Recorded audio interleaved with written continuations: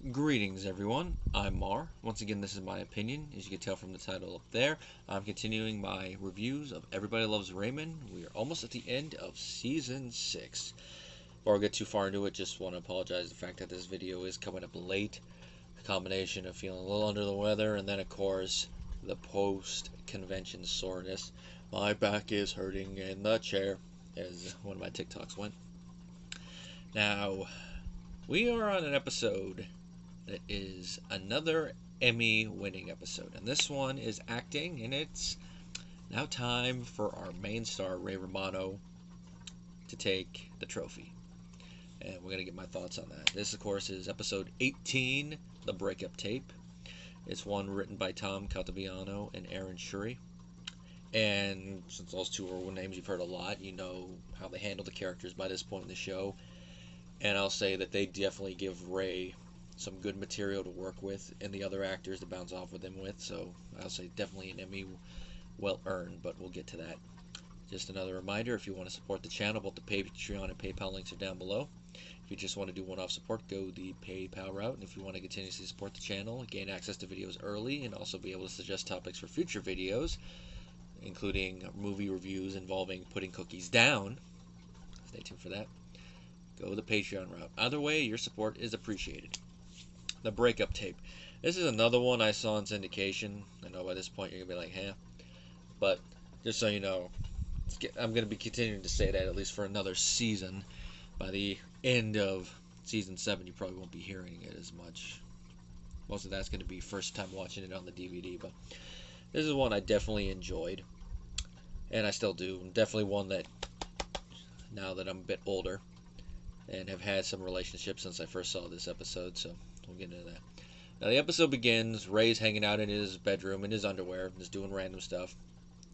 Debra comes in and mentions that she was going through his trophies down in the basement, foosball trophies, which, correct me if I'm wrong on this, but I believe this is the first time they've ever mentioned it throughout the show's run that Ray was a foosball champion when he was in college.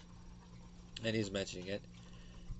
And the crux of it is that while going through it, Debra found a tape down there that's labeled Karen 1982. And the moment he hears it, you could definitely tell that it's personal for Ray, because his whole demeanor, his body language, how he turns and he's trying to deny it. I don't know what that is. And Debra pushes it a little bit. And you can tell from how Patricia Heaton plays it that she already knows what the tape entails, but she wants to try to get Ray to admit it. And he still tries to deny it and take it, and she mentions that she's already listened to it. And Ray's like, well, that's an invasion of everything. Which is technically true. I mean, even though they're married, there shouldn't be a lot of secrets. If you go through your husband's thing and just see something like that, you ask him about him first. You don't go and look at it. You just like ask him, hey, what's this? But, you know, sitcom, there's going to be some of those friction boundary things, and they never really go with it that much. Well, they play it, and of course, it's classic, old school. Damn it, the words not come. It's a classic old school setup for when you're for your old school voicemail, you know, when you're on the tape, which they still even had that into the 90s. My grandmother, my abuela, had one like that, where you set the message where you're like, hello, this is blah blah blah, please leave a message after the beep. But to add to it, he's got music playing to the back where it's like me. I think that really sells this when they're listening to that. As even Debra's going a little bit. And he's mentioning, yeah, if you don't hear me, I'm probably at the call to my girl. And Karen is the one on the other end. And this leads into, of course, the titular thing where she breaks up over the phone. And one of the last things she mentions is, oh, by the way, you might want to change your outgoing message. Bye. And she also adds that she wanted to tell him in person, but he was having too much fun playing foosball. Which I get. But at the same time, something like this, you should talk in person. And of course, Ray, you know, trying to hide past pain with humor, is like, I was wondering why she didn't call. And Debra keeps pushing it, why you kept it, and he keeps trying to deny it. And Debra's even like, you labeled it. And this is one little detail I like that just shows how important this tape was for him, at least at the moment. And that is, he popped out the tab, which, as Debra rightfully points out, Ray neglected to do with their wedding video. But of course, pain in the moment. Now, as Ray keeps trying to deny it, not want to talk about it with her, his raised voice causes everybody else to come in, and they're like, "What's with the yelling?" And I just like the audacity that Marie has to ask the question, "Why are you in your underwear?" and Ray has to rightfully point it out, "Because this is my bedroom." It's his bedroom. He could be in his underwear in his bedroom. I mean, if he was down in the living room in his underwear, unless he was by himself and not expecting anybody to show up, then you might be like, yeah. But if he's in his bedroom, yeah, he can be in his underwear. No biggie. And to add to this, Debra throws the whole issue at them, like, what do you think? Robert already knows about it. Makes sense that the brother would already know about it. Why he knows about it, I'm not going to mention, but he mentions it. And, of course, Frank and Marie have to give their little input on it. Frank is like, oh, yeah, that's the way to go. If they were around in my day, I wouldn't have to move so much. Sounds like something Frank would do, break up with somebody without telling them, just implying, just a quick exit in the night. That kind of goes around with something we heard about earlier before he settled down with Marie, where he was looking at all the fish in the sea and not ready to hang up his tackle box, as he put it. Now, they mentioned, like, yeah, they keep good stuff, even though Frank's like, burn everything. And we find out that some stuff around the house is stuff that Debra had from previous relationships. Now, before we get into it, I'm going to say a little bit here I side with Debra and the fact that you do not throw away happy things that you acquired in a relationship. I mean, there might be some things there, like if the person cheated on you and it's a bad thing and you want to throw it away, that's one thing, but if it's a happy thing and it's a mutual breakup, you don't really throw away stuff, especially if the stuff still has usage. Like one thing we find out she got was a pepper grinder. Unless it breaks, why throw away a perfectly functional pepper grinder? And of course, if they gave you poetry that you have the copy of, why throw it away? It's something that has sentimental value. I mean, once you pass away, your kid's throwing it away? Yeah, I can see that. But you, there's no reason to throw it away. And of course, Marie's trying to go like, oh, you're keeping a secret from your husband, but it's technically not a secret if whenever you mention it, your husband does not want to talk about it. And given how Ray is, it definitely seems like something he would not want to listen to. And now after this, Ray decides, like, yeah, we're going to be a little open and decide to talk about it. Now, given it's Ray, we know there's going to be some ulterior motive here, and it turns out there is one. And that is that Ray just wants to know what around the house is from Debra's past relationships and see what the material is. I mean, the poem that she mentioned, she reads it. I mean, it's not the best poem, but for someone in the 10th grade, it is still pretty good at being a romantic poem, especially towards someone that you're either dating or want to date. So the fact that Ray laughs at it, I'm like, that's not nice, Ray. Just give him Butasso like no other. But it definitely sounds like something Ray would do. And it's one of those things like, I don't see you writing poetry, Ray. I mean, you're a journalist, so you still write, but I don't see you going into that type of writing, so don't laugh like that. Then, of course, later when we hear his attempt at doing one, it's like, yeah, Ray, you might want to stick to journalism because poetry is not your best, even though I will applaud you did at least try to be romantic, but it's like, yeah. And then he writes down a lot of the stuff. Now, the one thing that she does mention that probably would have been, you like to tell Ray was from an old flame, was the doll Susanna that ended up going to Allie. That's something you might want to mention. Like, I just so you know, Ray, Susanna belonged to an old boyfriend. It was a gift, and Allie now wants it. So Ray being a little upset there, you kind of understand, but the length he's going to take to it later in the episode, yeah. And then everything else, like the pepper grinder and all that, and him getting jealous over it and wanting to replace it in the following scene. That's where it's like, Ray, you're taking things a little bit too extreme here. Then we find out he took Susanna and put her in the trunk of his car and was probably going to dispose of it. It's like, yeah, Ray, you're going a little too far here. You're letting your own rage, jealousy get a little bit too far. Now, that's from the writing standpoint. From the acting standpoint, Ray plays it perfectly, which is the nice little lead up to the moment, which is where I think, from his performance in this episode, this is what got Ray the Emmy for Best Lead in a Comedy Series. Because we find out the only thing that Ray has from before is the breakup tape. So he was just using the shoebox as a little thing. And he has a little heart-to-heart with Debra where we find out why he kept the tape, and that was, why'd she break up with me?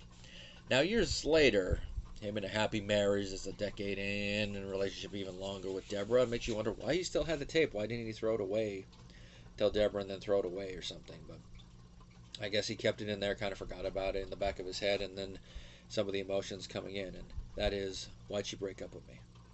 Now, based on what we hear in the tape at the beginning, you could see why Ray would be thinking that, because she gave no indication, and Ray even has a little heart-to-heart with Debra, like asking her, like, was there any female code in there that might give any indication? And Deborah's straight up with him, like, there's nothing in there. I listen to it, she doesn't say anything. And then Ray mentions, like, everything seemed to be going fine. They were dating for a while. Then they went to go see Tootsie. They liked it, and then not long after that, goodbye.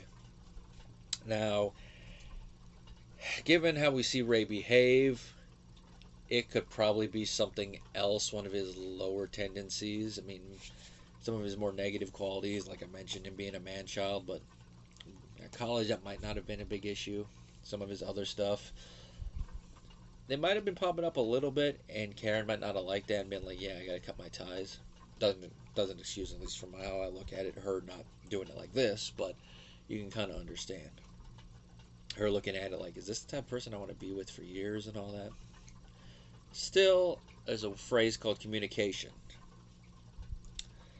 and you need to talk with him. But to go back real quick, it could also be some other stuff involving Ray and the whole thing that Ray was oblivious to, but Karen noticed, and trying to do the little subtle hints, which I'm going to say this is one piece of relationship advice I am going to give in this one, and it doesn't matter what your orientation, what the gender relationship is, whether it's heterosexual relationship, male-female, gay relationship, bi relationship, asexual relationship, whatever type of thing you want to plug in here.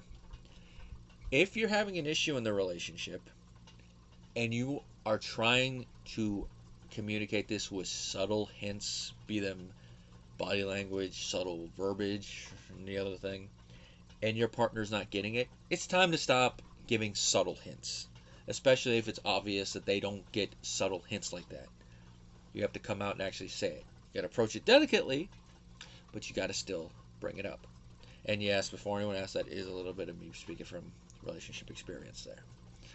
One of them, that was one of the issues. That's all I'm going to say about that.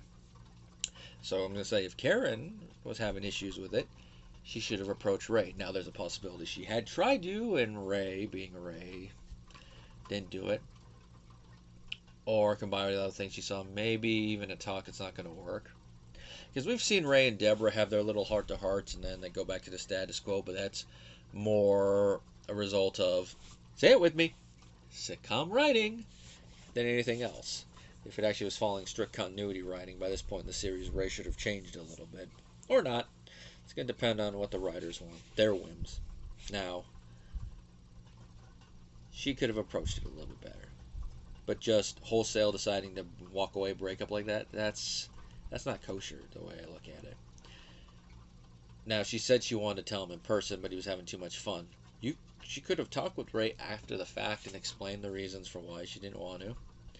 And then Ray could have tried to placate her and go there then. Then they could have split amicably. But no, she decided to fish or cut bait and just do it over the phone. And that's not the way I think you should do it. You should communicate. Even if you guys feel like you're drifting apart, and hopefully it not de-evolve into a big old fight. But if you can be adults and talk it over and be like, all right. Now, if there's cheating involved, of course, it being a fight kind of would make sense. But obviously, it doesn't seem like there was any. Because at least when you communicate, there's no open-ended thing. And we won't have a situation like this where Ray's like, why'd you break up? I mean, obviously, it's still painting him a little bit more of the why. Because it's an unanswered question. And it's one of those things. Now, one line he says is kind of a little, anyone can break up with you anytime for any reason. That's true, because we have bodily autonomy. But at least explaining it to Ray would at least get him to know, like, okay. And maybe have him improve as a person and as a potential partner. Now, the way that Ray Romano acts in this, his body language, his vocal tones, a little bit of morose melancholy in his voice, just the way he sells it, and just how he flips from one part to another. That is the moment that I feel gave Ray the edge and got him to win the Emmy for this. Because we've seen moments throughout the show's history, more so post season 3, but even a little bit early on, where you could see that even though he came from a stand-up comedy world, given the chance, he can act. I mean, early on it was more the comedy acting, but you saw a couple moments where there was some of that drama moment, but it was more the silent moment. Here, we see that he can put everything together and do a good one. It's a dramatic moment with some hints of comedy, but yeah, he can go. And it's a good example, I feel, of how people are more known for comedic acting. You put him in the right dramatic role, oh, they can win. I mean, just think of a lot of them. Adam Sandler pops to mind, but yeah, that's one, but there's others too. I have to say it's a well-earned Emmy. And of course, for some of the blooper reels, it'd be material for him. She's got 2 Emmys, I got none. She's got 2 Emmys. It's one of the Emmy winners. You know, stuff like that. And to try to make him feel better, I love the thing Debra does, where she records her own message about Ray, some of his issues, and even with all of them, she still loves Ray for who he is, and she'd never leave him. And Ray's like, that's the best message anyone's ever left me. And of course, he has a follow-up line that ties it back to the fight they had in the bedroom over the stuff. He's like, you still want to lure me with your sex? I mean, it kind of sounds weird out of context since I haven't mentioned that line in there, but it's a nice little fight moment that they had up top. Now, the last scene in the episode, I don't remember it being in syndication, but it's a nice little way to end this, where Debra asks Ray out of curiosity, hey, did you ever listen to the rest of that tape? And he's like, no, after the Karen message, I could only listen to sad music. The person I don't remember, but it's a moment like, yeah, that's usually how it is after a breakup. Like for me, it's like, okay, Metallica, Unforgiven 2, Snuff, go through it. Well, the rest of the messages were from family. A couple messages from Marie asking Ray, like, you haven't called. The first one is just her typical stuff, like, and then she gets more angry until she's like, Raymond Alba Barone, this is your mother, pick up and call me now. Which when you hear that, it's like, Marie, you ever think he's not home? He's not there? You ever think that? And then, of course, the follow-up one is Frank, Ray, this is your father, Jesus Lou, call your mother. So she's probably getting a little annoyed. And then Robert trying to call, and Marie like, you talking to Ray? Give me that phone, get out of my room. It's like, wow. We've seen how Marie has been with her son, but that's crossing a line right there. It's like, Marie, he's in college. Let him live. He might not be home. He might not be in the mood to talk. Let him live his life. But no, she's got to be the person that doesn't want to cut the apron strings. Marie. But of course, it's even with all that, it is the perfect way to end it. And it makes me wonder how, if back in the day, if Ray had actually kept listening to the message after the Karen one, how his emotions would have gone. He probably would have been sad in the moment he heard that, maybe start chuckling a little bit, but then been like a little roller coaster, like down, up, and then back down. That's just a what-if thing to think about. But Ray listening to it, I think it helps cheer him up a little bit throughout this episode, just hearing all the craziness that happened back when he was in college that he had no idea about. And he could have had it referenced and he probably might not have known, or he was told and he just forgot about it. All the what ifs. Well, that's really all my thoughts about this one. Well acted. Ray definitely deserved the Emmy. Tom and Aaron really captured the characters with this scenario. Now the next one is going to be a very special episode in one regard, because Allie is going to start asking human-related questions. Yep, it's going to be one of them episodes. Till then, guys.